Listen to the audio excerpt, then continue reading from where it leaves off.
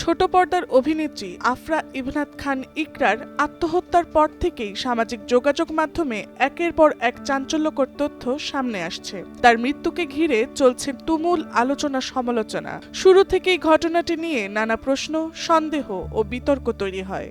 অনেকেই এই ঘটনায় তার স্বামী ও অভিনেতা জাহের আলভির ভূমিকা নিয়েও প্রশ্ন তুলছেন। এর মধ্যেই আলভি ফেসবুকে একটি দীর্ঘ পোস্ট দিয়ে নিজের অবস্থান ব্যাখ্যা করেছেন।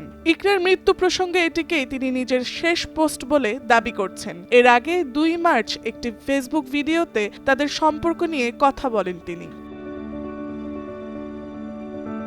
পোস্টে আলভি দাবি করেন তাদের বাসার ড্রয়িং ও ডাইনিং রুমে থাকা সিসিটিভি ক্যামেরার নিয়ন্ত্রণ তার কাছে ছিল না, সেটি ইকরার ফোনে সংযুক্ত ছিল। 25, 26 ও 27 তারিখের ফুটেজে তদন্তের জন্য গুরুত্বপূর্ণ হতে পারে বলে মনে করেন তিনি। এরই সাথে অভিযোগ করে বলেন, ওই কয়েকদিন সন্ধ্যার পর ইকরার কয়েকজন বন্ধু বাসায় এসেছিলেন এবং গভীর রাত পর্যন্ত সেখানে অবস্থান করেন। এ সময় সিগারেট, গাঁজা ও মদ্যপানের ঘটনাও ঘটেছে বলে দাবি করেন তিনি। একই সাথে 27 তারিখ ইকরা তার সহকারীকে দিয়ে সিগারেট ও ঘুমের ওষুধ আনিয়েছিলেন বলেও জানান তিনি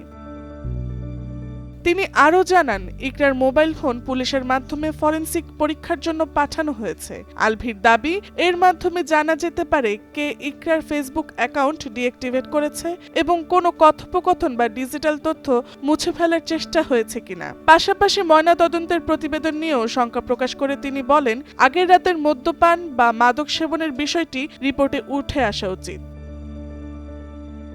পোস্টের এক পর্যায়ে আলভি ইকরার অতীত সম্পর্ক ও ব্যক্তিগত জীবন নিয়েও কিছু সংবেদনশীল অভিযোগ তোলেন। সবশেষে নিজের নিরাপত্তা নিয়ে আশঙ্কা প্রকাশ করে তিনি সুষ্ঠু তদন্ত, তথ্য প্রমাণ সংরক্ষণ এবং ঘটনার নিরপেক্ষ অনুসন্ধানের জন্য আর্জি জানান। Tasnuva Sanjida, Times today.